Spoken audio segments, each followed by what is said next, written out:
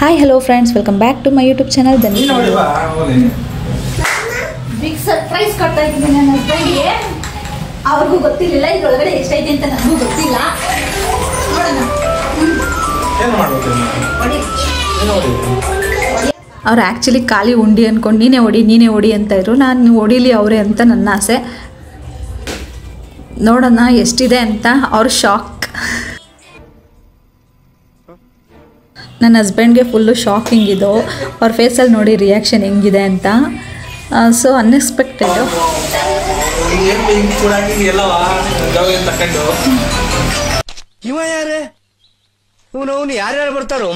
ನೋಡಪ್ಪ, ಇದೊಂದು ಕಮ್ಮಿ ಇತ್ತು ಹೇಳಿಸ್ಕೊಳ್ಳೋದಕ್ಕೆ. ಅವ್ರ ಜೋಬಲ್ಲಿ ಎತ್ಕೊಂಡು ನಾನು ಕೂಡಿಟ್ಟಿದ್ದೀನಂತೆ.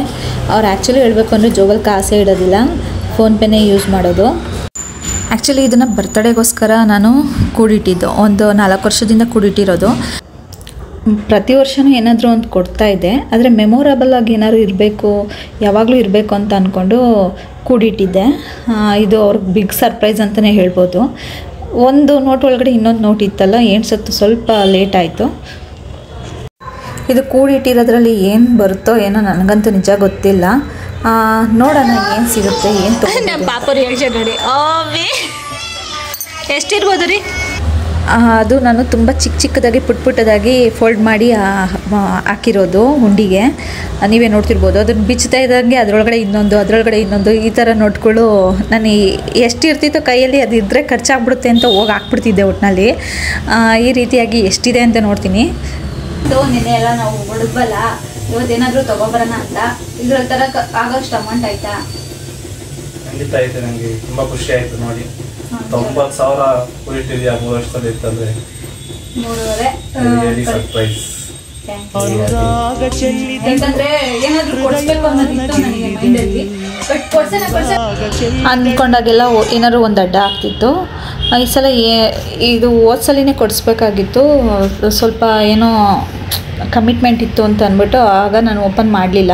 ಈ ಸಲ ಒಡವೆ ರೇಟ್ಗಳೆಲ್ಲ ತುಂಬಾ ಇನ್ಕ್ರೀಸ್ ಆಗ್ತಿತ್ತಲ್ಲ, ಸೊ ಅದಕ್ಕೆ ನಾವು ಓಪನ್ ಮಾಡಿ. ಸೊ ತುಂಬಾ ಖುಷಿ ಆಯಿತು. ನೋಡೋಣ ಏನು ಬರುತ್ತೆ ಅಂತ. ಸೊ ನನಗೂ ಸರ್ಪ್ರೈಸು, ಅವ್ರಿಗೂ ಸರ್ಪ್ರೈಸು. ತುಂಬಾ ಶಾಕ್ ಸಹ ಆಯಿತು. ನಾನು ಇದು 2 ಉಂಡಿ ಹೊಡೆದಿದ್ದು. ಒಂದು ಉಂಡಿ ಮಾತ್ರ ತೋರಿಸಿದ್ದೀನಿ, ಇನ್ನೊಂದು ಉಂಡಿ ತುಂಬ ಚಿಕ್ಕದಿತ್ತದು. ಅದರಲ್ಲಿ ಒಂದು 20,000 ಇತ್ತು ಅಷ್ಟೇ. ಸೊ ಈ ರೀತಿಯಾಗಿ ನಾನು ಸೇವ್ ಮಾಡ್ಕೊಂಡಿದ್ದೆ. ಇದು ನನ್ನ ಕಡೆಯಿಂದ ಆಗಿರೋ ಪ್ರಯತ್ನ ಅಷ್ಟೇ. ಸೊ ಈಗ ನಾವು ಹೊರಟಿರೋದು ಇಲ್ಲಿಗೆ GRT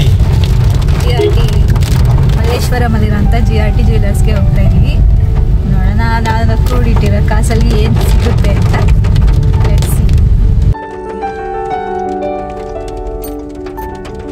ಫೈನಲ್ ಆಗಿ ಮಲ್ಲೇಶ್ವರಮಲ್ಲಿರೋಂಥ GRTಗೆ ಬಂದ್ವಿ ನಾವು.